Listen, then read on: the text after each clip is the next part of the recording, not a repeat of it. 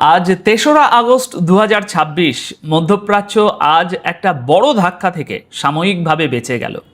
America ইরানের উপরে যে হামলার প্রস্তুতি নিয়েছিল, রিপোর্ট অনুযায়ী এখনো পর্যন্ত সবচেয়ে বড় হামলা, সেটি আপাতত স্থগিত করা হয়েছে। ঘোষণাটি করেছেন খোদ মার্কিন প্রেসিডেন্ট ডোনাল্ড ট্রাম্প। কিন্তু প্রশ্নটা এখানেই, ট্রাম্প কি সত্যিই ইরানের সামনে পিছু হটলেন, নাকি এই স্থগিত আদেশের আড়ালে আরও বড় কিছুর প্রস্তুতি চলছে? আমি অনুপ বিশ্বাস, আর আপনারা দেখছেন এটাই রিয়ালিটি। আজ আমরা তিনটে জিনিস বোঝার চেষ্টা করব। হামলা কেন থামলো, সৌদি আরবের ভূমিকা ঠিক কতটা, আর ইসরায়েলে আমেরিকা এখন কি জড়ো করছে। তাহলে চলুন শুরু করা যাক।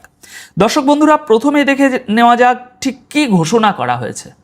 ট্রাম্প জানিয়েছেন ইরানের উপরে যে বড় হামলাগুলো ঠিক করা ছিল সেগুলো তিনি আপাতত থামিয়ে দিয়েছেন, কিন্তু এই সিদ্ধান্তের সঙ্গে একটা শর্ত জুড়ে দেয়া হয়েছে। শর্তটা হলো, পরমাণু চুক্তি নিয়ে আলোচনা যদি খুব দ্রুত এগোয় তবেই আমেরিকা এই বড় হামলাগুলো করবে না। এখানে একটা কথা পরিষ্কারভাবে বুঝে নেওয়া দরকার, এর মানে কিন্তু শান্তি নয়, এর মানে হলো চুক্তিটা করতে হবে আমেরিকার শর্তে। অর্থাৎ চাপটা সরেনি, শুধু চাপের ধরনটা বদলেছে। ট্রাম্পের দাবি অনুযায়ী তিনি হামলা থামিয়েছেন কারণ ইরান এবং মধ্যপ্রাচ্যের আরও কয়েকটি দেশ তার কাছে হামলা না করার অনুরোধ জানিয়েছিল। এখানে শব্দটা খেয়াল করুন, অনুরোধ। ট্রাম্প বলেছেন তার কাছে আবেদন করা হয়েছিল। তিনি আরও দাবি করেছেন একটা সম্ভাব্য সমঝোতার প্রাথমিক কাঠামো নাকি তৈরি হয়ে গেছে, আর সেই কাঠামোর মধ্যে হরমুজ প্রণালী আবার খুলে দেওয়ার বিষয়টিও রয়েছে। কিন্তু ইরান সত্যি আমেরিকার কাছে অনুরোধ করেছিল কিনা, ইরানি সংবাদ মাধ্যম সেটা কিভাবে দেখছে, সেই জায়গাতেই আসছি একটু পরে। আপাতত রিপোর্ট বলছে কাতার, ওমান এবং আরও কয়েকটি মধ্যস্থতাকারী দেশ যুদ্ধ থামানো এবং হরমুজ প্রণালী আবার খোলার চেষ্টা চালিয়ে যাচ্ছে। তবে এখনো পর্যন্ত চূড়ান্ত কোনো সমঝোতা হয়নি। আর এখানেই একটা কঠিন বাস্তবতা রয়েছে। হরমুজ বন্ধ থাকুক বা ইরান হামলা চালাতে থাকুক, সবচেয়ে বড় ক্ষতিটা হচ্ছে আরব দেশগুলোরই। আমেরিকার ক্ষতি তুলনায় অনেক কম। অর্থাৎ বড় হামলা আপাতত পিছিয়েছে, কিন্তু যুদ্ধ শেষ হয়ে যায়নি। আর পরমাণু আলোচনা যদি ব্যর্থ হয় তাহলে মধ্যপ্রাচ্য আগের চেয়েও বড় বিস্ফোরণের শব্দে কেঁপে উঠতে পারে। আচ্ছা, এবার আসা যাক সবচেয়ে গুরুত্বপূর্ণ প্রশ্নে। ইরান নিজে এই সিদ্ধান্তকে কিভাবে দেখছে? ইরানি সংবাদ মাধ্যমের দাবি হলো ট্রাম্প শেষ পর্যন্ত ইরানের সামনে নতি স্বীকার করেছেন। এই দাবি নিয়ে সেখানে রীতিমতো শিরোনাম হয়েছে। ইরানের সরকারি টেলিভিশন চ্যানেল প্রেস টিভি গতকাল ২রা আগস্টের একটি প্রতিবেদনে বলছে, ডোনাল্ড ট্রাম্প শেষমেশ পিছু হটেছেন। যে বড় হামলার হুমকি কয়েকদিন ধরে দেয়া হচ্ছিল সেটি আপাতত থামিয়ে দেয়া হয়েছে।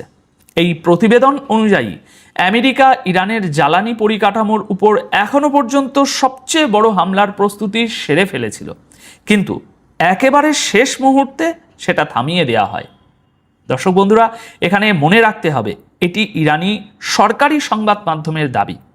বিশ্বের বিভিন্ন সংবাদ মাধ্যম কিন্তু এর আলাদা আলাদা ব্যাখ্যা দিচ্ছে।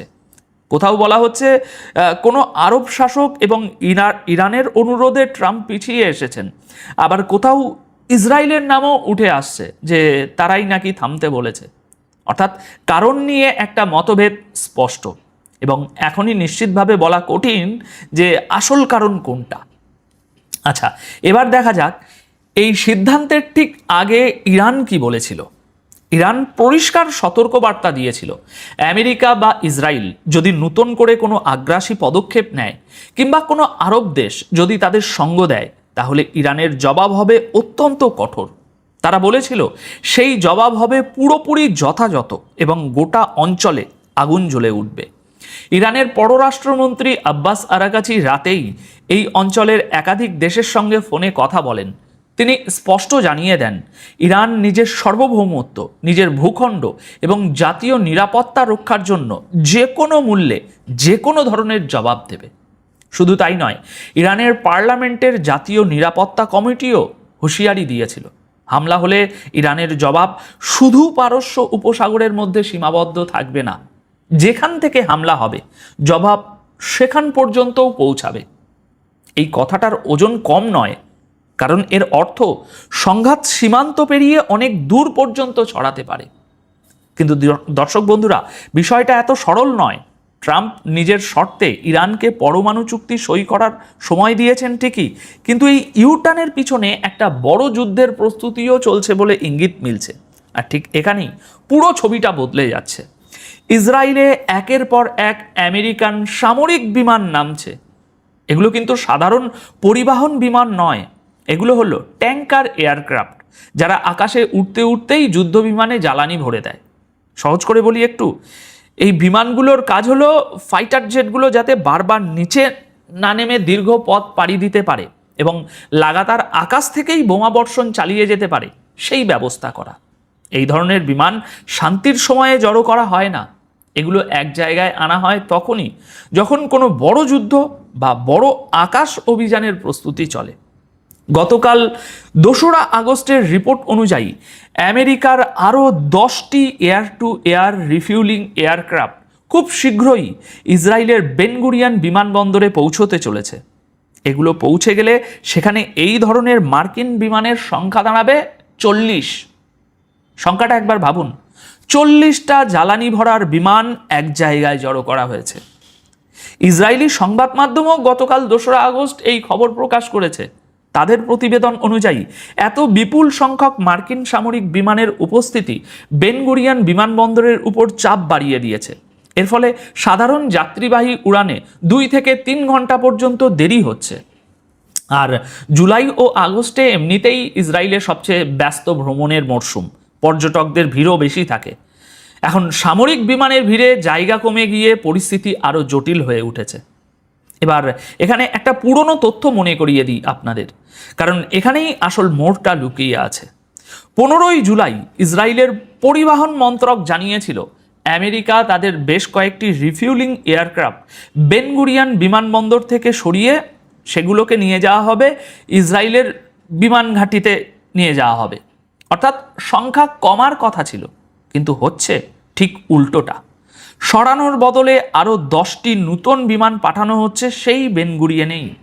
আর সেই রিফিউলিং এয়ারক্রাফট এগুলো যেগুলো আমেরিকা ও ইসরায়েল ইরানের বিরুদ্ধে শুরু হওয়া যুদ্ধের সময় ব্যাপকভাবে ব্যবহার করেছিল। তাহলে দর্শক বন্ধুরা, ছবিটা কি দাঁড়াচ্ছে? একদিকে আমেরিকা ইরানের উপর অত্যন্ত বড় হামলার হুমকি দিচ্ছে, ঠিক সেই সময়েই ইসরায়েলে এভাবে জ্বালানি ভরার বিমান জমা হচ্ছে। এটাকেই ইঙ্গিত হিসাবে দেখা হচ্ছে যে আমেরিকা তার যুদ্ধের সরঞ্জাম এক জায়গায় জড়ো করছে এবং কোনো বড় আকাশ অভিযানের প্রস্তুতি নিচ্ছে। এখন এই বিশ্লেষণ যদি সঠিক হয়, তাহলে হামলা স্থগিত করার আসল অর্থ দাঁড়ায় সময় কেনা, প্রস্তুতি সম্পূর্ণ করার জন্য সময়। এদিকে ইরানকে ভাবার সময় দেয়া হচ্ছে, অন্যদিকে নিজের বাহিনীকে বলা হচ্ছে আরও সরঞ্জাম আনো। আচ্ছা, এবার আসা যাক তৃতীয় গুরুত্বপূর্ণ জায়গায়, সৌদি আরবের ভূমিকা। হামলা থেমে যাওয়ার পিছনে আরও একটা বড় কারণ সামনে আসছে। রিপোর্ট অনুযায়ী সৌদি আরবের ক্রাউন প্রিন্স মোহাম্মদ বিন সালমান নিজে ডোনাল্ড ট্রাম্পকে ফোন করে ইরানের উপরে নতুন হামলা না চালানোর আবেদন জানান। এক্সিওসের প্রতিবেদন অনুযায়ী ইরানের উপরে বড় হামলার প্রস্তুতির খবর সামনে আসার পরই মোহাম্মদ বিন সালমান সরাসরি ট্রাম্পের সঙ্গে কথা বলেন। তিনি ট্রাম্পকে বলেন পরিস্থিতি যেন আর খারাপ করা না হয়, নতুন ও বড় হামলাগুলো যেন পিছিয়ে দেয়া হয়। একজন মার্কিন কর্মকর্তা এক্সিওসকে জানিয়েছেন সৌদি আরব আমেরিকার কাছে এই হামলার পরিকল্পনা নিয়ে স্পষ্ট ব্যাখ্যাও চেয়েছিল, কারণ তাদের আশঙ্কা ছিল যুদ্ধ গোটা অঞ্চলে ছড়িয়ে পড়তে পারে। আর এই আলোচনা কখন হচ্ছে সেটাও কিন্তু খুবই গুরুত্বপূর্ণ। ঠিক এই সময়েই মধ্যপ্রাচ্যে থাকা একাধিক মার্কিন দূতাবাস নিজেদের নাগরিকদের যুদ্ধের ঝুঁকি নিয়ে সতর্কবার্তা জারি করে ফেলেছিল। আর ট্রাম্প নিজেও ইরানের উপর অত্যন্ত কঠোর হামলার হুমকি দিয়েছিলেন। অন্যদিকে ইরানের পররাষ্ট্রমন্ত্রী আব্বাস আরাকাচি গতরাতে সৌদি আরব, তুরস্ক এবং পাকিস্তানের সঙ্গে ফোনে কথা বলেন। তিনি তার সমকক্ষদের স্পষ্ট জানিয়ে দেন আমেরিকা বা ইসরায়েল নতুন কোনো আগ্রাসী পদক্ষেপ নিলে ইরানের জবাব হবে চূড়ান্ত এবং অত্যন্ত ধ্বংসাত্মক। এবার এই পুরো বিষয়টা সহজভাবে বোঝা যাক। এখন শুধু ইরানের পাল্টা আঘাতের ঝুঁকি একমাত্র বিষয় নয়। মধ্যপ্রাচ্যের বড় আরব দেশগুলোও চাইছে না যে এই যুদ্ধ আবার গোটা অঞ্চলকে গ্রাস করুক। আর এর কারণটা খুব বাস্তব। ইরানের পর সবচেয়ে বড় ক্ষতিটা আরব দেশগুলোকেই বইতে হচ্ছে। আমেরিকার সরাসরি ক্ষতি সীমিত, ইসরায়েলের ক্ষেত্রেও যা হওয়ার শুরুতেই হয়ে গেছে, কিন্তু আরব দেশগুলো একেবারে গোড়া থেকেই এই হামলার ধাক্কা সামলাচ্ছে। মোহাম্মদ বিন সালমানের আশঙ্কাটাও এখানেই। ভেবে দেখুন, আমেরিকা যদি সত্যি ইরানের জ্বালানি পরিকাঠামো বা তেলের ঠিকানা, বিদ্যুৎ উৎপাদন ক্ষেত্র এগুলো সব উড়িয়ে দেয়, তাহলে ইরান বদলা নিতে কি করবে? ইরানের ক্ষেপণাস্ত্র বা ড্রোন আমেরিকা পর্যন্ত পৌঁছায় না, ফলে আঘাতটা এসে পড়ে প্রতিবেশী আরব দেশগুলোর উপরেই। আর এই প্রবণতা ইতিমধ্যেই বদলাতে শুরু করেছে। আগে হামলা মূলত সীমাবদ্ধ ছিল সামরিক ঘাঁটিতে, এখন জ্বালানি পরিকাঠামোর উপরেও আঘাত আসতে শুরু করেছে। তাই এখন প্রশ্ন হলো, ইরান এমন আচরণ কেন করছে? বিষয়টা একবার তাদের দিক থেকে দেখুন। বছরের পর বছর ধরে ইরানের উপর নিষেধাজ্ঞা চাপানো হয়েছে, তাদের তেল বিক্রি করতে দেয়া হয় না, তাদের সেনা কমান্ডারদের হত্যা করা হচ্ছে, শীর্ষ নেতৃত্বকেও লক্ষ্যবস্তু বানানো হচ্ছে। এই অবস্থায় দাঁড়িয়ে একটা দেশের সামনে বিকল্প থাকে খুব কম, আর এই বাস্তবতাটা আরব দেশগুলোও বোঝে। তাই লক্ষ্য করুন, তারা মিলিতভাবে ইরানের বিরুদ্ধে কোনো হামলায় নামছে না, বরং যুদ্ধ থামানোর চেষ্টা করছে। তবে সব মিলিয়ে সামনে এখন কি হতে পারে, সেটাই এখন সবচেয়ে বড় বিষয়। পরিস্থিতি এখন মূলত একটা জিনিসের উপরে দাঁড়িয়ে আছে: পরমাণু আলোচনা কত দ্রুত এগোয়। আলোচনা যদি সত্যি এগোয়, তাহলে হয়তো কিছুদিনের জন্য স্বস্তি মিলতে পারে, হরমুজ প্রণালী খোলা নিয়ে সমঝোতাও সামনে আসতে পারে। কিন্তু আলোচনা ভেঙে গেলে দ্বিতীয় সম্ভাবনাটা অনেক বেশি ভয়ঙ্কর, কারণ ততদিনে আমেরিকার সামরিক প্রস্তুতি আরও সম্পূর্ণ হয়ে থাকবে। আর তখন হামলা হলে সেটা শুধু ইরান আমেরিকার মধ্যে সীমাবদ্ধ থাকবে এমন ভাবার কোনো কারণ নেই। ইরানের ঘোষিত অবস্থান অনুযায়ী জবাব পারস্য উপসাগর ছাড়িয়ে আরও দূর পর্যন্ত যেতে পারে। তাই আগামী দিনে তিনটে জিনিসের উপর আমাদের নজর রাখতে হবে। এক, পরমাণু আলোচনায় বাস্তবে কোনো অগ্রগতি হচ্ছে কিনা। দুই, বেন গুরিয়েনে মার্কিন বিমানের সংখ্যা আরও বাড়ছে কিনা। আর তিন, কাতার, ওমান, সৌদি আরবের মধ্যস্থতা কোনো চূড়ান্ত রূপ নেয় কিনা। আমেরিকা ইরানের উপর তার সবচেয়ে বড় হামলা আপাতত স্থগিত করেছে, কিন্তু শর্ত জুড়ে। ইরানি সংবাদ মাধ্যম বলছে এটা তাদের জয়, আবার ইসরায়েলে জমা হওয়া 40টি জ্বালানি বিমান বলছে অন্য কথা। আর মাঝখানে দাঁড়িয়ে আরব দেশগুলো, যারা এই যুদ্ধের সবচেয়ে বড় দাম দিচ্ছে। এখন তাই আপনাদের কাছে আমার প্রশ্ন, ট্রাম্পের এই সিদ্ধান্তকে আপনি কিভাবে দেখছেন? এটা কি সত্যিই কূটনীতিক সাফল্য, নাকি বড় হামলার আগে নিছক সময় কেনার একটা কৌশল? আপনাদের মতামত কমেন্ট বক্সে জানাতে ভুলবেন না। পর্যালোচনার বিষয় হচ্ছে, হুথির সামনে মাথা নত করলো সৌদি, এগিয়ে এলো না ট্রাম্প। ওই যে মমতাজের একটা গান ছিল যে, বন্ধু তুমি কই কই কই রে, এই প্রাণ বুঝি যায় যায় যায় রে। তো ওই রকম ঘটনা আর কি। সৌদি আরবের বন্ধু মার্কিন যুক্তরাষ্ট্র বা ডোনাল্ড ট্রাম্প কেউই এগিয়ে আসলো না তার পাশে দাঁড়াবার জন্য। আমরা যে আশঙ্কা করেছিলাম সেটাই কিন্তু সত্য প্রমাণিত হলো, প্রিয় দর্শক। এই যে এই চিত্রটি দেখুন, এটা কি? এটা হচ্ছে বাব আল মান্দেব প্রণালী। তো বাব আল মান্দেব প্রণালী খুব সংকীর্ণ একটা জায়গা। তো বাব এল মান্দেব প্রণালীর সেই কত কিলোমিটার, এটা কিন্তু নিয়ে একটা তথ্য আপনাদেরকে দিতে পারি। 30 থেকে 32 কিলোমিটার এর প্রস্থ এবং 70 থেকে 72 কিলোমিটার হচ্ছে দৈর্ঘ্য। মানে ছোট্ট একটা প্রণালী। এই প্রণালীতে এখন আটকে গিয়েছে সৌদি আরব। এই আশঙ্কাই কিন্তু করা হচ্ছিল যে অতি বাড়াবাড়ি করলে হুথিরা এর পাল্টা প্রতিশোধ নেবে। এই যে প্রণালী দেখতে পাচ্ছেন, এই প্রণালীটাই আটকে দিয়েছে বাব আল মান্দেব। আর সৌদি আরব এই প্রণালী দিয়ে আর তার তেলবাহী ট্যাঙ্কার, জাহাজ, অন্যান্য তরি পরিবাহিত করতে পারছে না। এটা একটা বড় ধরনের পরাজয় না? তো সৌদি আরবকে কে বলেছে হুথিদের সঙ্গে লাগাতে? যেহেতু মধ্যপ্রাচ্য অগ্নিগর্ভ পরিস্থিতি রয়েছে, এই পরিস্থিতিতে সৌদি আরবের কি উচিত ছিল ইয়েমেনে গিয়ে হামলা করা হুথিদের উপর? তো এটা তো পায়ে পা রেখে যুদ্ধ করার মতো। তো আজকে যে ঘটনা ঘটেছে সেটা আপনাদেরকে জানাই, তাহলে আপনারাও খুশি হবেন। সৌদি আরবের 8টি তেলের ট্যাঙ্কার পার হতে দেয়নি ইয়েমেনের হুথি গোষ্ঠী। এটা কিন্তু একটা বড় ঘটনা। আপনি লোহিত সাগর, ভূমধ্য সাগর, এই সাগরগুলো দিয়ে তো সব ধরনের তেলবাহী জাহাজ পরিবাহিত হয়। আন্তর্জাতিক তেল এর এটা জলপথ। মানে তেল আমদানি রপ্তানি করার জন্য গুরুত্বপূর্ণ জলপথ। তো এই জলপথের একটাতে ইরান আর অন্যটাতে ইরানের প্রক্সি অ্যালাই হুথিরা আধিপত্য করছে। তাদের কথা ছাড়া একটা জাহাজও এখন নড়তে পারছে না। তাদের ঘোষিত সামুদ্রিক অবরোধের কারণে সৌদি আরবের 8টি তেলবাহী ট্যাঙ্কার বাব আল মানদেব প্রণালীতে পার হতে পারেনি। ফলে তারা কি করেছে, আফ্রিকার দক্ষিণ প্রান্তের কেপ অফ গুড হোপ ঘুরে গন্তব্যে যেতে বাধ্য হয়েছে। ওরে বাবা, আফ্রিকার দক্ষিণ প্রান্তের কেপ অফ গুড হোপ, এখান দিয়ে যদি সৌদি আরবের তেলবাহী ট্যাঙ্কার গুলো যায় তাহলে 1 থেকে 1.5 মাস বেশি সময় লাগবে, খরচ বেড়ে যাবে 3 গুণ। আর বাব আল মানদেব প্রণালী তো সৌদি আরবের কাছেই, হরমুজেরও কাছাকাছি। দেখুন এখন নিজেদের অঞ্চলেই একদম পর্যবসিত হয়ে গেছে রিয়াদ। কেন? এটা পাপের ফল। তো আরো বিস্তারিত আপনাদেরকে জানাচ্ছি যে শনিবার সামাজিক যোগাযোগ মাধ্যম এক্সে দেয়া পোস্টে হুথিদের সামরিক মুখপাত্র ইয়াহিয়া সারি এ দাবি করেন। তিনি বলেন, সৌদি জাহাজের বিরুদ্ধে আরোপ করা সামুদ্রিক অবরোধ কার্যকর হওয়ায় এসব ট্যাঙ্কার লোহিত সাগরের পথ এড়িয়ে বিকল্প রুট বেছে নিয়েছে। বাধ্য হয়েই আসলে বেছে নিতে হয়েছে। এই যে হুথিদের নেতা দেখতে পাচ্ছেন। তো হুথিদের নেতা কি বললেন?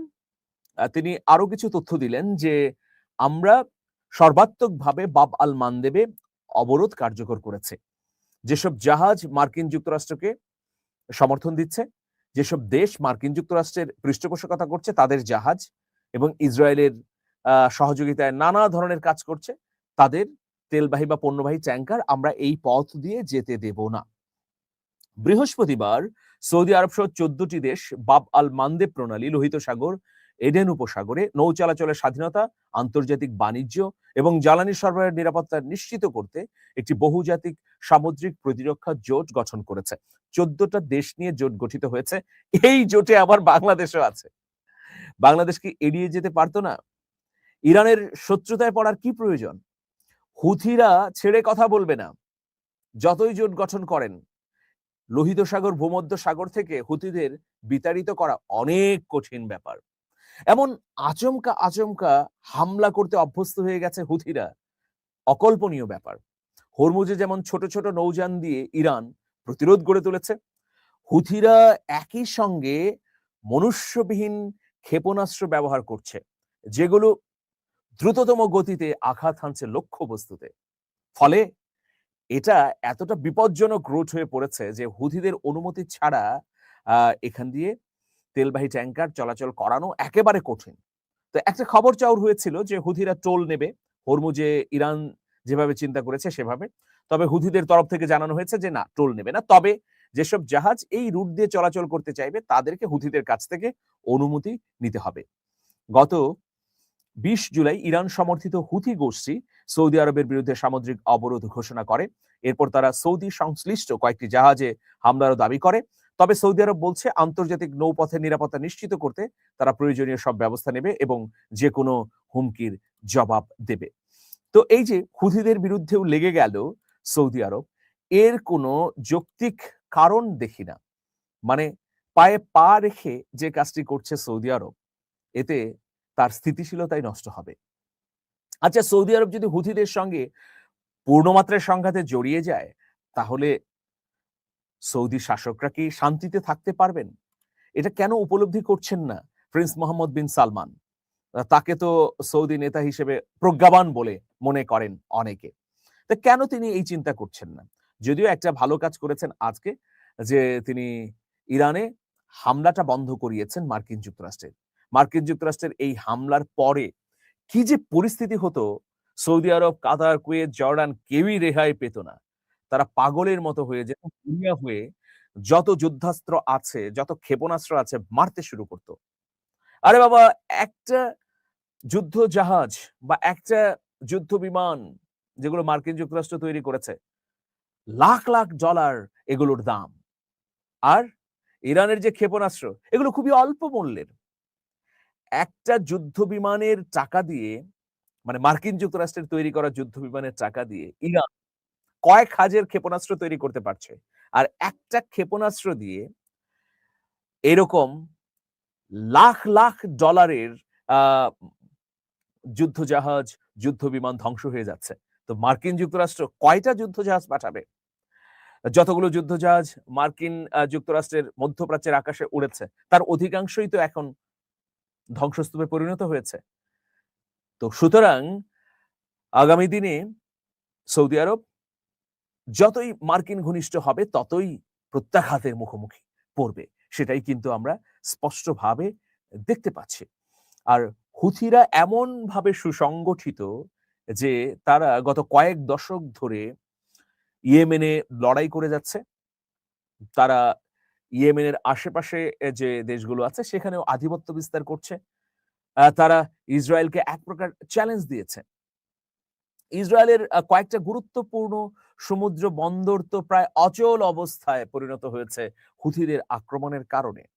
এখন এই রাগ করে যদি বাব আল মানদেবের বাইরে দিয়ে এই মার্কিন ঘেঁষা রাষ্ট্রগুলো তাদের তেল পরিবহন করে, তাহলে ক্ষতি কার হবে? তাদেরই হবে। একদিকে বিপুল অর্থ যাবে, অন্যদিকে সময় লাগবে অনেক বেশি। ফলে অর্থনীতি মুখ থুবড়ে পড়বে। যত দ্রুত মধ্যপ্রাচ্যের আরব শাসকরা বুঝবেন, শক্তিশালী শাসকরা অনুধাবন করবেন, তারাও নিজেদেরকে রক্ষা করতে পারবেন এবং অর্থনৈতিক ঝুঁকি ততটাই কমবে। তো অবিলম্বে এই উপলব্ধি করা উচিত প্রিন্স মোহাম্মদ বিন সালমানের।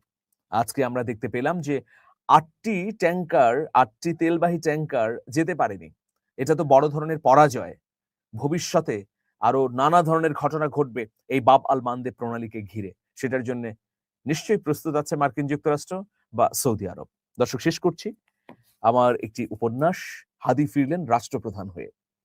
ওসমান হাদি তো শহীদ হয়েছেন, সুলাইমান হাদি নামে এক তরুণ আমাদের এই গণ অভ্যুত্থানের যে অপূর্ণাঙ্গ স্বপ্ন, আমরা অভ্যুত্থানের যে স্বপ্ন বাস্তবায়ন করতে পারিনি সেটাকে পূর্ণাঙ্গ করেন আজ থেকে 50 বছর পরে। রোমাঞ্চকর একটা উপন্যাস, আপনারা স্ক্রলে দেখানো নাম্বারে ফোন করে সংগ্রহ করলে অনুপ্রাণিত হবে। যাই হোক প্রিয় দর্শক, আপনারা কি মনে করছেন? হুথিদের এই আধিপত্যকে কিভাবে দেখছেন? সেটা কমেন্ট করে জানান আমাদের। ভালো থাকবেন, শুভেচ্ছা নিরন্তর।